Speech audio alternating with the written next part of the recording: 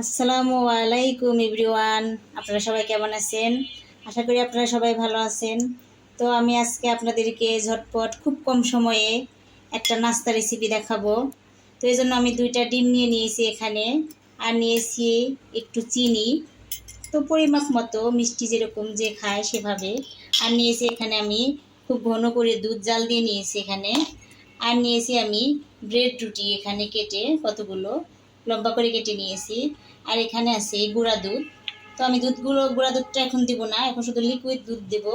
দিয়ে ভালো করে এটাকে ভালো করে ফেটে নেব। তো ভালো করে মিক্সড করে নিচ্ছি আমি। তারপর সব লাস্টে আমি গুঁড়া দুধ দিয়ে এই টোস্টগুলোকে আমি গড়িয়ে নেব ব্রেড কামের মতো করে।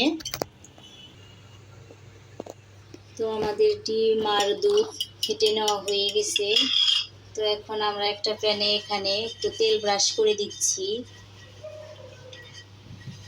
তো এখানে আমরা এখন একদম লো তাপে ভেজে নিব ব্রেডগুলোকে। তো আমি এখানে একটু ভিজিয়ে নিচ্ছি। তো এইভাবে আমি দিয়ে দিব।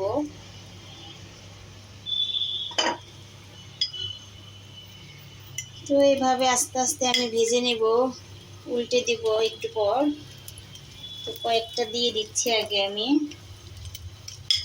তো এই রুটিগুলোকে আবার যে কোনোভাবেই কাটা যায়, যে কোনো ডিজাইন করে। তো আমি লম্বা করে দিলাম, যে ব্রেড টোস্ট এভাবেই দেখার ভালো লাগে দেখতে। তো এগুলোকে আমি এখন উল্টে ভেজে নেব। তো আমরা এখন রুটিগুলোকে উল্টে দিব।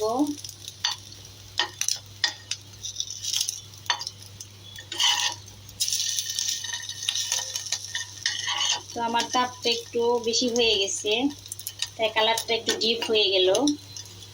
তো আমি তাপটাকে একটু কমিয়ে দিব।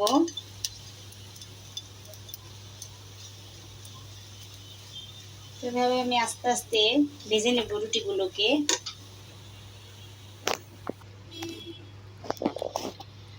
তো আমি আবার দিয়ে দিচ্ছি।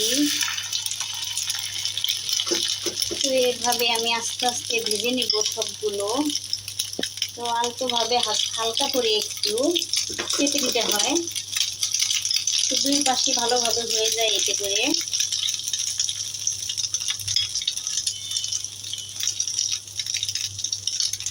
খুব কম সময়ে করা যায় এটা। তো বাচ্চাদের খুব পছন্দের জিনিস এটা। তো বাচ্চারা যেহেতু গুঁড়া দুধ এমনিতেই খায়, তো সেহেতু আমরা এটাকে যদি আবার গুঁড়া দুধ দিয়ে গড়িয়ে নিই তাহলে খুব সুস্বাদু একটা টেস্টি খাবার হয়ে যায়। তো এই জন্য আমি গুঁড়া দুধটাকে পরে দিব। তো আমরা এভাবে আস্তে আস্তে ভেজে নেব ব্রাউন কালার করে।